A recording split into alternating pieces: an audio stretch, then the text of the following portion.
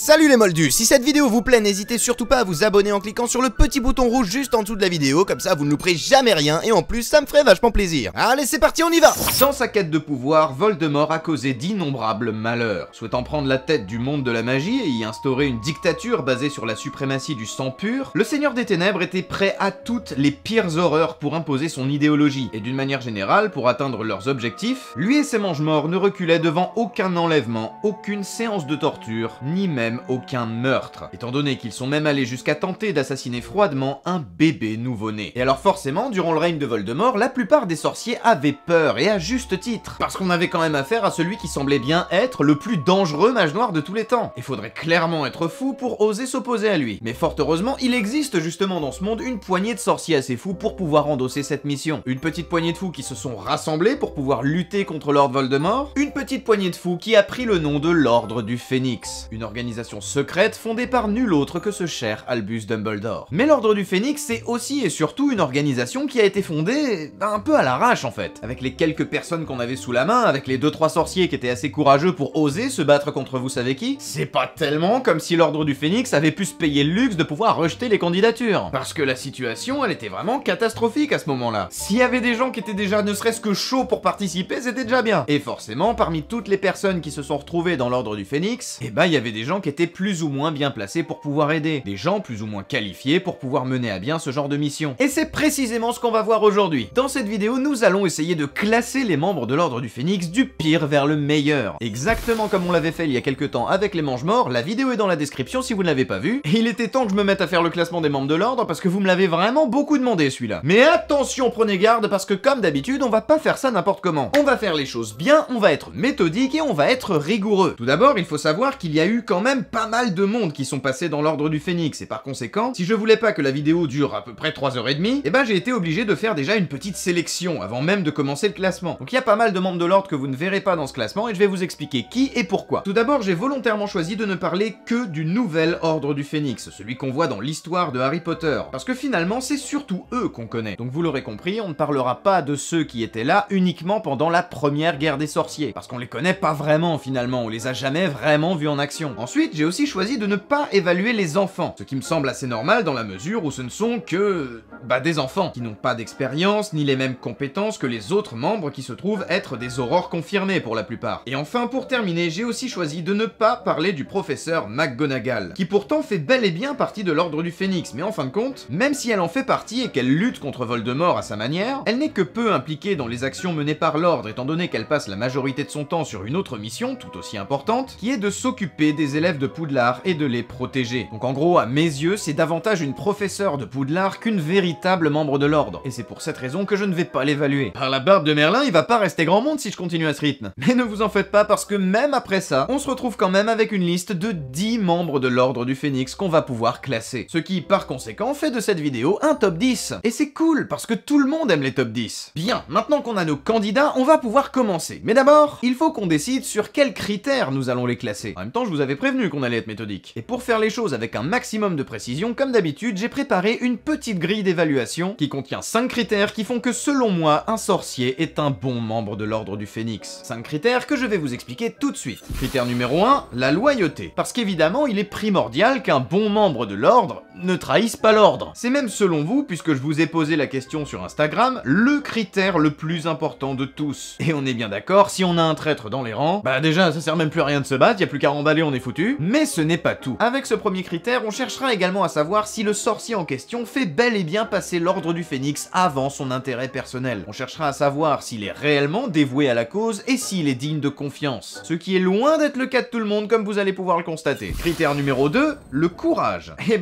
oui, parce qu'on va devoir affronter des mages noirs qui vont vouloir nous buter mine de rien. Donc la moindre des choses, c'est de pas se barrer en courant dès qu'on en croise un. Avec ce critère, on cherchera à savoir si le sorcier est capable d'affronter les mange-morts, s'il est capable de prendre la responsabilité de les tuer si c'est nécessaire, mais aussi s'il est capable de prendre toutes sortes de décisions difficiles, même si ça doit lui coûter cher. En gros, est-ce qu'il est capable de faire face à tout ce qui peut lui arriver dans ce genre de combat? Critère numéro 3, les compétences. Parce que comme on vient de le voir, ils vont devoir se battre, donc non seulement ils doivent être courageux, mais ils doivent en plus être suffisamment forts pour tenir tête à leurs adversaires. Et pour ça, il faut qu'ils soient bons dans pas mal de disciplines magiques, en particulier en duel. Avec ce critère, on va également se pencher sur toutes les qualités du sorcier sorciers qui peuvent être utiles? Est-ce que c'est quelqu'un qui connaît des choses qui peuvent servir? Est-ce qu'il sait faire des trucs en particulier qui représentent un avantage? Bref, dans ce critère, on va vraiment se pencher sur toutes sortes de compétences. Critère numéro 4, la prudence. Parce qu'un bon membre de l'ordre du Phénix, c'est un membre qui est prudent. C'est un sorcier qui va savoir garder son calme, qui va réfléchir avant de prendre une décision, qui ne foncera pas tête baissée dans le danger et qui ne prendra pas de décision hâtive tout en sachant rester discret. En d'autres termes, c'est un sorcier qui ne va pas compromettre les intérêts de l'organisation par ses actes. Quelqu'un qui sait rester raisonnable et mesuré. Et enfin, critère numéro 5, utilité ou fardeau. Un dernier critère qui est un petit peu fourre-tout puisque là on va surtout se pencher sur les forces particulières mais aussi les faiblesses de chaque sorcier. Dans ce dernier critère, on essayera de savoir si le sorcier possède des avantages qui ne demeurent pas de ses compétences, comme par exemple son statut au sein de la communauté magique et d'autres trucs comme ça, et on essayera aussi de savoir s'il n'a pas des points faibles qui pourraient compromettre l'organisation. Et enfin, on cherchera à savoir s'il est capable de travailler en équipe. En bref, c'est dans le titre, on cherchera à savoir si c'est une chance de l'avoir ou si c'est pas un peu un boulet finalement. Chacun de ces critères sera noté sur 4 points, et comme on en a 5 à la fin, ça fera une note sur 20, qui nous permettra de réaliser notre classement quand on aura noté nos 10 candidats du jour. Voilà, maintenant vous savez tout, est-ce que vous avez des questions? C'est bon, on peut y aller? Alors dans ce cas, on y va, découvrons ensemble qui est le pire membre de l'ordre du Phénix. Découvrons ensemble qui est le numéro 10.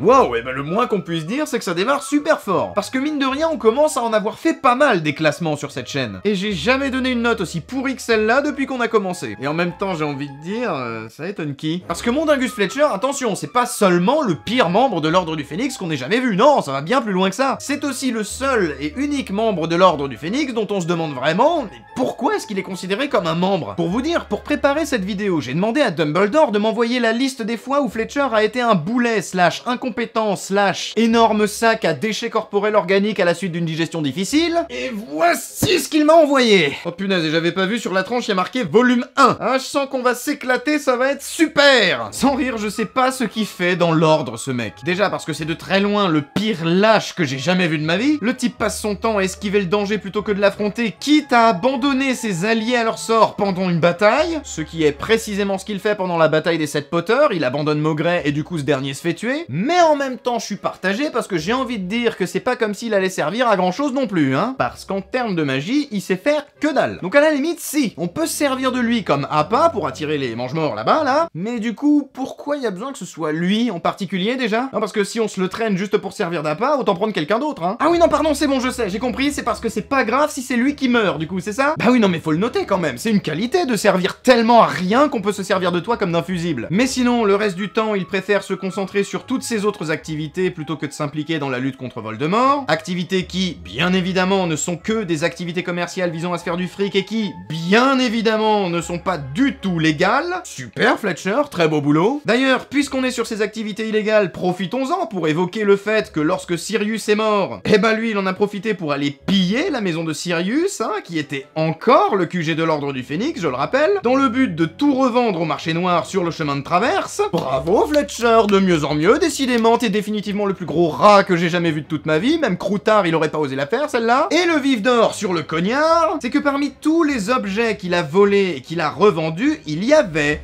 le médaillon de Salazar Serpentard, qui n'est ni plus ni moins qu'un des Horcruxes de Voldemort, donc un des objets que l'Ordre du Phénix essaye justement de trouver pour les détruire afin de vaincre le Seigneur des Ténèbres. Donc si je récapitule, ça veut dire que l'Ordre du Phénix avait un Horcrux, mais Fletcher l'a volé, il l'a revendu, donc déjà rien qu'avec ça ils vont être obligés de s'embêter à aller chercher un objet qu'ils avaient déjà, et comme si c'était pas déjà assez relou comme ça, devinez à qui est-ce qu'il l'a revendu? À cette espèce de vieille de Dolores Sombrage. Et donc, pour récupérer cet objet, qu'ils avaient déjà à la base, hein, je sais, je l'ai déjà dit, mais j'aime bien le redire, hein, parce que quand même, Harry, Ron et Hermione vont être obligés de s'introduire dans le ministère, de combattre une armée de détraqueurs, les mange-morts qui avaient investi les lieux, tout ça pour, je sais pas si je vous l'ai déjà dit, récupérer un objet qu'ils avaient déjà à la base. Merci Fletcher, c'est du grand art, mais dis-moi, est-ce que tu pourrais, s'il te plaît, aller cueillir des champignons sous le sol cogneur? Parce que mine de rien, ça nous rendrait sacrément service. Enfin bref. Bref, vous avez compris l'idée, mon Dingus Fletcher, c'est le pire. C'est clairement pas un cadeau pour l'ordre, il va bien au-delà de ne servir absolument à rien. Il passe l'intégralité de son temps à faire des cons de son camp. Les seuls 3 mini-points que je lui ai accordés et dont je vous parlais au tout début, c'est uniquement par rapport à son soutien inébranlable envers Dumbledore. Parce que mine de rien, Dumbledore, il le respecte quand même à fond et il est prêt à faire 2-3 trucs pour lui et à lui rendre des services. Et quelque part, il a jamais intentionnellement et définitivement trahi l'ordre. Par exemple, il est pas jusqu'à aller balancer l'emplacement de leur planque aux ennemis.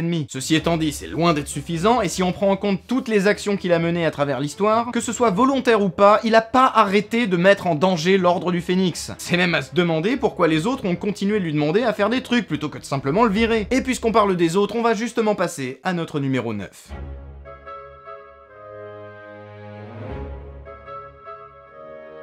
Comment Sirius Black 9ème du classement? Mais enfin Xio, qu'est-ce qu'il te prend? T'es devenu complètement malade? Hop hop hop hop hop, pose ton flingue Jérémy et laisse-moi te dire une chose. Je sais que c'est ton personnage préféré, que tu pensais qu'il serait bien plus haut que ça dans le classement, cependant ça ne fait pas de lui un bon membre de l'Ordre du Phénix. Et je suis désolé, je sais que ça va t'énerver, mais je vais te le dire quand même, c'est plutôt un mauvais membre en fait. Et je vous explique. Parce que Sirius Black a un énorme défaut qui le dessert complètement, un défaut qui met d'ailleurs très souvent l'intégralité de l'Ordre du Phénix en danger, et ce défaut, c'est qu'il n'est pas prudent du tout. Il donne souvent de très mauvais conseils à Harry, qui peuvent le mettre en danger, parce qu'il voit davantage en lui son vieil ami James, plutôt qu'un enfant d'une quinzaine d'années. Il prend souvent d'énormes risques pour vraiment pas grand chose, comme les fois où il a contacté Harry au travers du réseau de cheminettes et qu'il a failli se faire choper par Ombrage, et d'une manière générale, il est très impulsif, et a tendance à prendre des décisions hâtives sans penser aux conséquences. Par exemple, c'est super bête, mais à un moment, il en a marre d'entendre les sarcasmes de Créature, son elfe de maison, et il lui dit un truc genre va-t'en d'ici. Sauf que les elfes de maison, autant ils sont obligés d'obéir à leur maître, ça c'est ok, autant si l'ordre en question peut être soumis à interprétation, en gros s'il est pas suffisamment clair, alors dans ce cas, l'elfe peut faire plus ou moins ce qu'il veut sans pour autant avoir désobéi à son maître. Et du coup, quand Sirius lui a dit va-t'en d'ici, sous-entendu sors de cette pièce, Créature, lui, il l'a pris au mot et il a obéi et il s'en est carrément en allé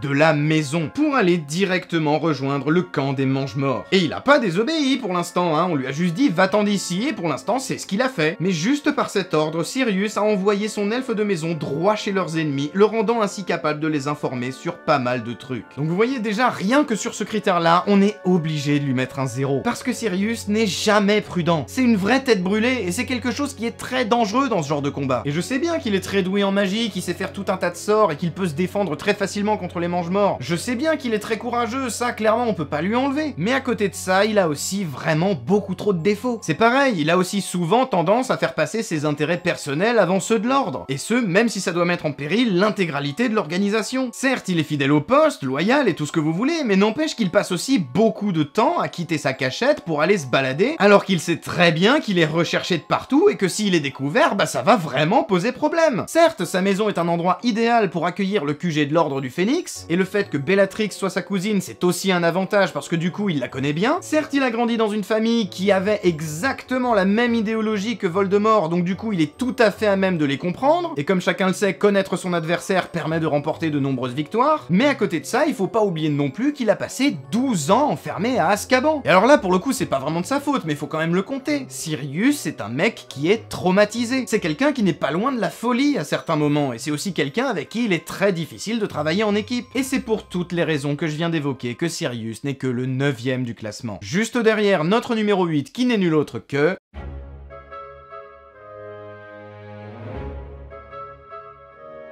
Alors, avec Hagrid, on a affaire à un cas un peu particulier. Parce que contrairement à Sirius, je pense que c'est très facile de travailler avec Hagrid tellement il est gentil. En plus, c'est quelqu'un qui, pour le coup, est vraiment très fidèle à Dumbledore. Dumbledore a même tellement confiance en lui qu'il dit qu'il serait prêt à lui confier jusqu'à sa propre vie. C'est vraiment pas rien. Hagrid, pour le coup, c'est vraiment le gars sûr qui te trahira jamais quoi qu'il arrive. Mais par contre, il a quand même quelques lacunes, hein, on va pas se le cacher. À commencer par ses compétences. Et c'est là que c'est dommage, parce que c'est même pas vraiment de sa faute s'il est pas très fort en magie et s'il sait pas faire grand chose. Mais le fait qu'il ait été viré de Poudlard à cause de ce qui s'est passé dans la chambre des secrets, et comme il a pas le droit de faire de la magie, et bah du coup, il a pas terminé sa formation et il y a tout un paquet de sorts qu'il ne sait pas lancer, ce qui le rend automatiquement beaucoup plus faible que tous les autres membres de l'Ordre du Phénix. Cependant, mention spéciale tout de même à la force surhumaine qu'il possède grâce à son statut de demi-géant. Mais d'un autre côté, c'est aussi ce qui fait qu'il est ultra courageux. Parce qu'il sait très bien qu'il fait pas le poids contre les mange-morts en termes de magie. Et pourtant je suis sûr qu'il n'hésiterait pas une seule seconde à aller les affronter même seul contre 10 si c'était pour accomplir son devoir. Et connaissant son tempérament, je pense pas trop me mouiller en disant qu'il aurait été jusqu'à se sacrifier pour permettre aux autres d'avancer. Hagrid, c'est quelqu'un qui se donne vraiment pour l'ordre. Il est tellement un modèle de personne en qui on peut avoir confiance que c'est à lui qu'on a confié la mission d'aller chercher Harry chez les Dursley. C'est à lui qu'on a demandé d'aller chercher la pierre philosophale. Et c'est aussi à lui qu'on a demandé d'escorter Harry pendant la bataille des 7 Potters. Donc toutes les missions qu'on va lui donner, il va les faire à 100%, ça c'est clair. Après, le problème, c'est que comme il y a pas mal de choses qu'il sait pas faire, et bah forcément, on peut pas non plus lui confier toutes les missions. Donc vous voyez pourquoi je dis que c'est un peu particulier, parce que c'est pas qu'il veut pas Hagrid. C'est pas une question de mauvaise volonté, c'est juste que physiquement, il y a des choses qu'il peut pas faire, et qui font qu'il est utile uniquement quand les circonstances le permettent. Et puis il faut pas non plus oublier une chose, c'est que Hagrid, il a lui aussi un petit problème avec la prudence, hein. Non, parce que son amour inconditionnel pour les créatures dangereuses, c'est quand même une sacrée épine dans le pied par moment. Au cas où vous auriez oublié, les acromantules qu'il a élevés dans la forêt interdite, là, tous les enfants d'Aragog, et bah à la fin, elles rejoignent le camp de Voldemort, et elles attaquent Poudlard avec les mange-morts. Donc bon, je sais pas si c'était une idée si brillante que de les garder à la base. C'est pour ça que moi, quand je vois une araignée dans ma maison, je la crame. C'est pour éviter qu'elle devienne énorme et qu'elle m'attaque après. Et puis alors, qu'est-ce qu'il est bavard, c'est dingue ça. En particulier quand il picole. Non, parce que c'est quand même arrivé plus d'une fois qu'il laisse échapper une information confidentielle au chaudron baveur quand il est en train de se pinter la tronche. Et au final, oui, c'est un personnage qu'on adore tous, parce que c'est clairement sa photo qu'on trouverait à côté du mot gentillesse dans le dictionnaire si les sorciers en avaient un. Mais faut aussi se rappeler qu'il est parfois un peu balourd et qu'il manque un peu de jugeote aussi la plupart du temps. Et c'est pour ça qu'il n'est que 8ème du classement. Avec quand même une note de 14 sur 20, hein, c'est loin d'être une mauvaise note. Mais ce qu'il y a, c'est que la plupart des membres de l'ordre sont bien meilleurs que lui. Comme par exemple notre numéro 7.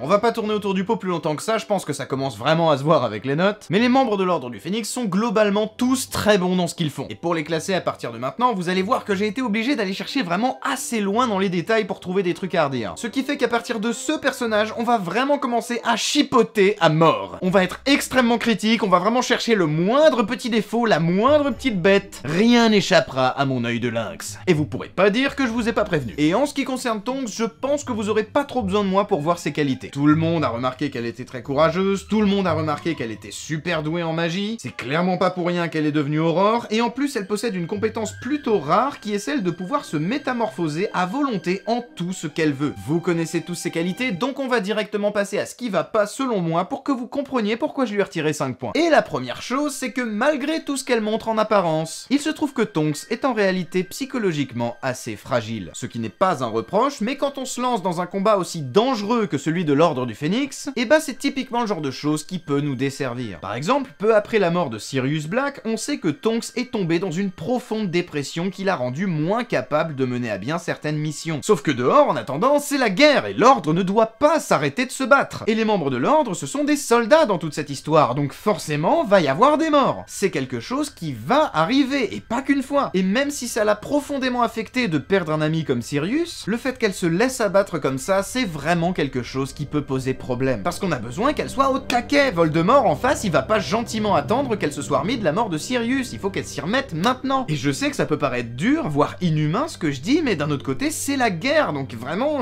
c'est important qu'elle se remette en selle le plus vite possible et qu'elle se laisse surtout pas sombrer comme ça. Ceci étant dit, il ne faut pas non plus oublier que Tonks est encore très jeune par rapport aux autres membres, ce qui pourrait expliquer que ces événements la touchent autant. Elle n'a pas encore vraiment l'expérience de la guerre et de ce que ça implique. Alors tout ce que je dis, c'est pas vraiment un reproche, parce qu'on peut pas vraiment lui en vouloir. Mais je dois être impartial et si je m'appuie sur la grille, ça lui fait perdre quand même quelques points. Et le fait qu'elle soit jeune, ça joue aussi sur autre chose, c'est son habileté au combat. Parce que, encore une fois, comme elle manque beaucoup d'expérience, elle se montre souvent trop faible pour pouvoir affronter les mange-morts. Et perd souvent les combats qu'elle engage. Et si on les regarde en détail, on se rend assez vite compte qu'elle a jamais gagné un seul duel contre un mange-mort. Elle fait pas le poids contre eux, elle est pas assez forte. Ce qui fait que c'est un personnage qu'on va souvent devoir protéger, et du coup ça va ralentir les autres. Et bien évidemment, comment comment parler de Tonks sans parler de sa légendaire maladresse? Ce qui peut bien évidemment poser problème, quelle que soit la circonstance. Comment parler de Tonks sans évoquer sa relation amoureuse avec Lupin, qui a souvent tendance à la détourner de son rôle au sein de l'Ordre du Phénix? En résumé, Tonks c'est un peu le membre par excellence qui est très bon, mais qui est aussi loin d'être exceptionnel. Et c'est dommage parce que la plupart des choses qui lui font défaut, c'est simplement parce qu'elle est encore très jeune, qu'elle manque beaucoup d'expérience et qu'elle a aussi souvent tendance à se laisser emporter par ses émotions. Et d'ailleurs, puisqu'on parle de Lupin, vous allez voir que c'est un peu mieux, mais il y a aussi pas mal de trucs à redire.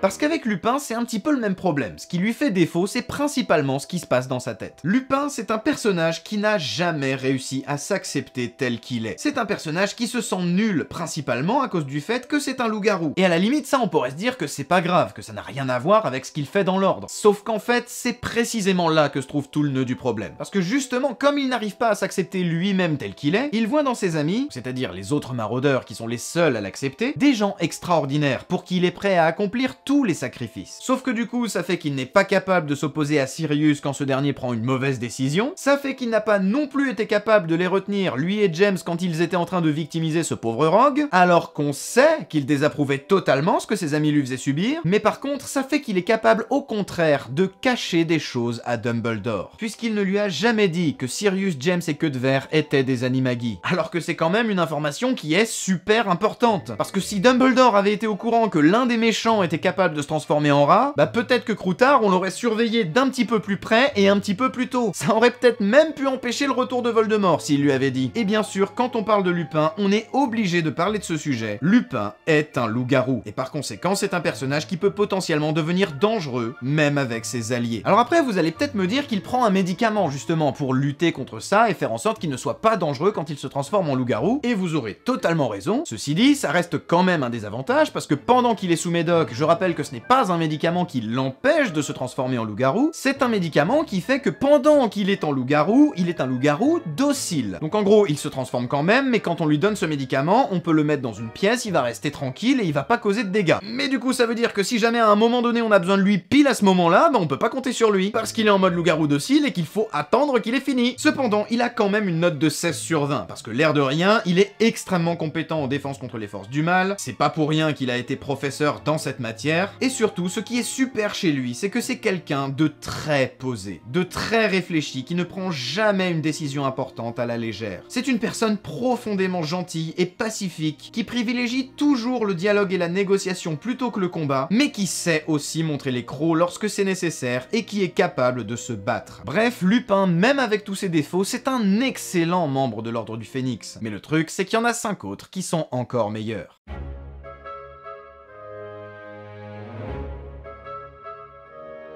Bon alors, Maugret, c'est pas compliqué, c'est le badass de service. C'est le mec qui n'est pas là pour enfiler des paires ni pour faire des politesses, il est là pour mettre sa jambe de fer où il veut, et le plus souvent, c'est dans la tronche des méchants. C'est typiquement le genre de mec qui, quand il débarque chez toi, il rentre et ensuite il frappe. Bonjour Lucius, devine qui c'est?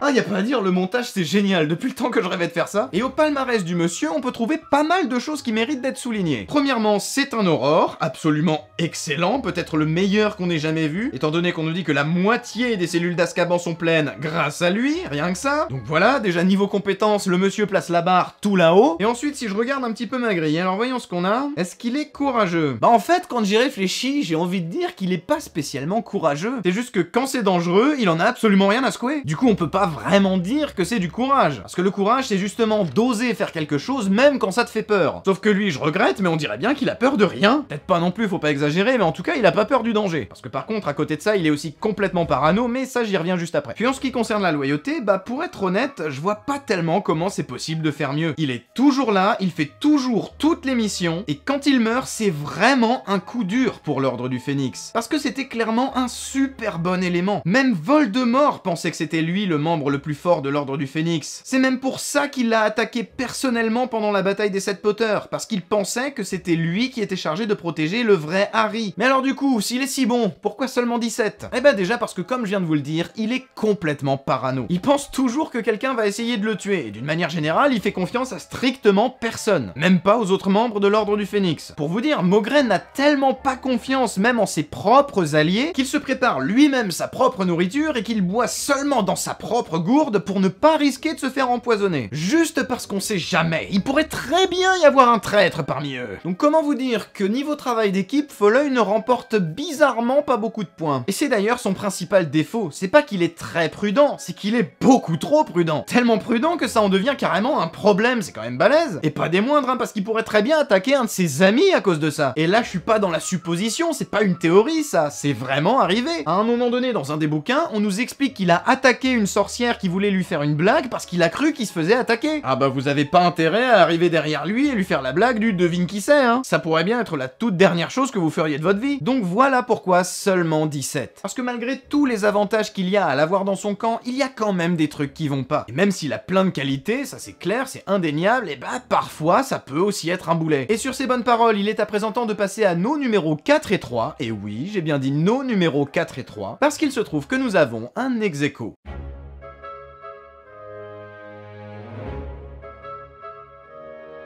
Et je vous avoue que je suis trop content, parce que ça leur correspond juste trop bien en fait. Même dans ce classement, ils sont inséparables. Et pourtant, ils ont bien eu chacun leur grille, hein, j'ai pas fait les deux en même temps. Ils ont bien été notés chacun de son côté. Et le pire, c'est qu'ils perdent même pas leurs 2 points aux mêmes endroits. Je vous montre ce que ça donne. Dans les deux cas, on a affaire à des sorciers absolument excellents déjà. À 18 sur 20 en même temps, on est très proche de la perfection et ça commence à être difficile de trouver des défauts sans faire appel à une certaine mauvaise foi. Mais pourtant, vous allez voir qu'il y a quand même quelques petites choses qui font qu'ils ne peuvent pas être les premiers de ce classement. En ce qui concerne Molly, premièrement, elle est super balèze. Elle a même montré des capacités jusque-là insoupçonnées pour le combat quand elle a vaincu Bellatrix Lestrange, qui était pourtant l'un des mange-morts les plus redoutables de Voldemort. Donc déjà, c'est pas rien. En même temps, Bellatrix, elle l'a cherché, elle avait qu'à pas menacer Ginny. Parce qu'on le sait, c'est sa famille qui prodigue à Molly une force aussi prodigieuse. C'est de sa famille que Molly tire toute sa détermination. Et elle serait clairement capable de soulever des montagnes pour la protéger. Donc oui, c'est un avantage certain, mais le problème c'est que sa famille c'est aussi sa plus grande faiblesse. Parce que pour Molly, ses enfants sont plus importants qu'absolument tout le reste. Et c'est ce qui fait qu'elle ne peut pas être complètement loyale et dévouée à l'ordre du Phénix. Parce qu'à partir du moment où c'est l'ordre lui-même qui devient dangereux pour sa famille, eh bien on sait très bien que Molly est capable de privilégier ses enfants. Ce qui n'est absolument en rien un reproche, hein, attention. Bien évidemment que je trouve ça parfaitement normal, n'importe qui ferait la même chose. Mais ça n'empêche que pour Molly, la lutte contre Voldemort passera toujours au second plan après ses enfants. Et franchement, ça me fait vraiment super mal au cœur de lui enlever des points pour ça. Mais d'un autre côté, il faut que je reste concentré sur l'objectif de cette vidéo, qui est de voir tout ce qui pourrait être un frein pour l'ordre du Phénix. Et ce genre de choses, aussi inhumain que ça puisse paraître, je suis vraiment désolé, et bah ça fait malheureusement partie de ce qui peut représenter un frein pour l'ordre. Molly privilégie toujours son rôle de mère plutôt que son rôle au sein de l'ordre. Et en revanche, pour Arthur, c'est l'extrême opposé. Lui, son souci, c'est qu'il est trop à l'écoute de ses enfants et qu'il les laisse très tôt participer à des actions de l'ordre du Phénix, au risque justement de se faire capturer, prendre en otage et qu'après on puisse faire chanter les parents en menaçant de tuer leurs enfants. Donc au final, je pense que vous commencez un peu à voir où je veux en venir, mais le problème des Weasley dans la lutte contre Voldemort, c'est qu'ils ont des enfants. Vous l'avez bien vu, à chaque fois que j'ai trouvé quelque chose à redire entre guillemets par rapport aux Weasley, c'était toujours lié à leurs enfants. Et en fin de compte, c'est pas vraiment que c'est un problème en soi, c'est juste que dans ce genre de combat, bah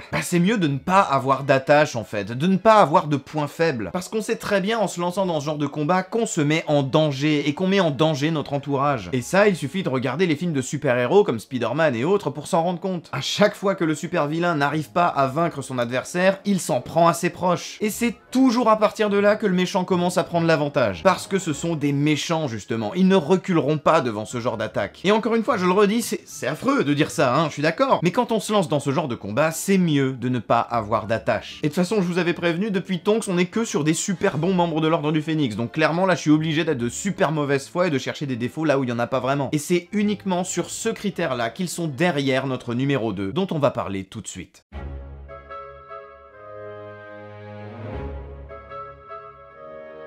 On va dire les choses clairement, Rogue c'est vraiment un membre de l'ordre d'une incroyable efficacité. Déjà comme on vient de le dire, un de ses gros avantages c'est qu'il n'a aucune attache. Aucun point faible à ce niveau-là, tu peux clairement y aller Voldy, y a rien à prendre en otage à ce niveau-là. En termes de loyauté, est-ce qu'on peut vraiment dire qu'il est fidèle à l'ordre du Phénix tout en sachant qu'il est allé jusqu'à sacrifier sa propre vie pour cette cause, à jouer les agents triples quitte à se faire détester par tous ses alliés qui le pensaient méchant, et qu'il a fait tout ça parce qu'il n'avait qu'une seule idée en tête, vaincre le Seigneur Seigneur des Ténèbres pour venger la mort de la femme qu'il aimait? Eh ben je pense que oui, hein, on peut le dire, il est extrêmement fidèle à l'ordre. Clairement, Rogue c'est le mec qui va tout faire pour que Voldemort soit vaincu. Et je pense qu'on peut aussi dire qu'il est extrêmement courageux étant donné la mission qu'il a dû accomplir. Parce que clairement, il n'y a pas de discussion là-dessus, c'est clairement lui qui avait la plus dangereuse de toutes. Hein. Se faire passer pour un mange-mort au nez et à la barbe de Voldemort et de tous ses sbires, sachant que Voldemort est un Legilimens qui est capable de lire dans les pensées, fallait les avoir quand même sacrément bien accrochés pour oser y aller. Hein. Niveau compétences, on le sait, Rogue est un pur génie de la magie, il est capable de créer ses propres sorts, il est probablement le meilleur duelliste de toute la saga, il maîtrise à la perfection toutes les formes de magie, même l'occlumencie, à tel point qu'il peut empêcher Voldemort de lire dans son esprit, alors que ce dernier est très clairement un maître en la matière. Enfin bref, on pourrait passer des heures à citer tous les trucs dans lesquels il excelle qu'on n'aurait pas fait le tour, et c'est bien pour ça qu'il a une si bonne note. Mais, parce que bien évidemment qu'il y a un mais, sinon il serait pas deuxième, et de toute façon il a bien fallu trouver quelque chose pour le départager du premier, aussi brillant soit-il, Rogue possède aussi un très gros défaut, un défaut qui le place à cette deuxième position du classement et qui ne lui permet pas d'être le meilleur membre de l'Ordre du Phénix, et ce défaut c'est qu'il est totalement incapable de travailler en équipe. En particulier avec Sirius Black et Remus Lupin qui sont pourtant eux aussi des membres de l'Ordre. Et certes, pour accomplir sa mission, il avait pas spécialement besoin de faire équipe avec eux, mais ce qui est sûr c'est que si la situation l'avait exigé, alors là je pense que ça aurait été très difficile pour lui et qu'il n'en aurait pas été capable. Je pense que si Rogue avait dû faire équipe avec Sirius Black surtout, ça aurait été très difficile d'éviter les conflits. Et dans ce genre de cas, vaut mieux éviter d'avoir des conflits pour pas faire foirer la mission. Mais franchement, je reconnais que ce défaut, je suis vraiment allé le chercher super loin, et c'était vraiment uniquement pour qu'il n'y ait qu'un seul numéro 1. Et justement, il est temps de répondre à présent à la question qui vous a fait cliquer sur cette vidéo. Il est temps de vous dévoiler qui est le meilleur membre de l'Ordre du Phénix.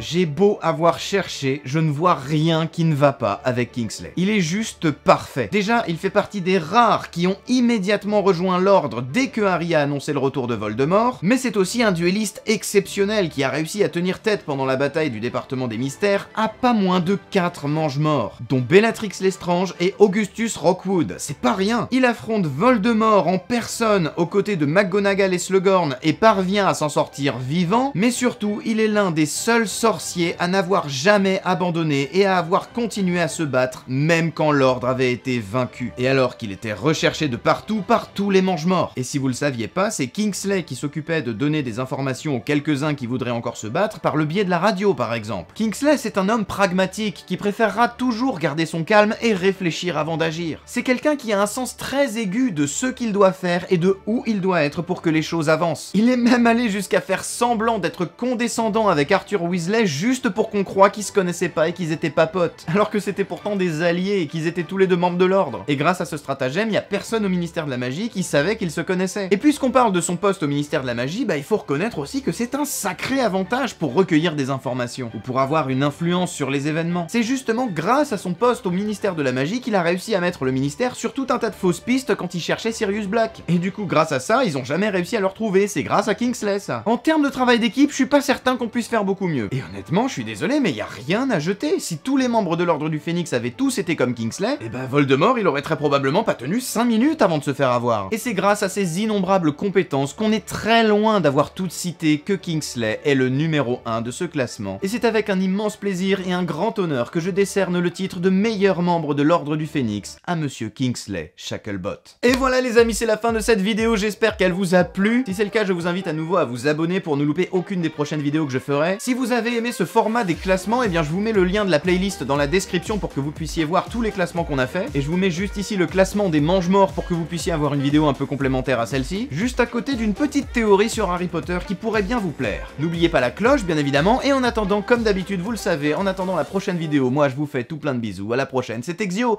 et ciao.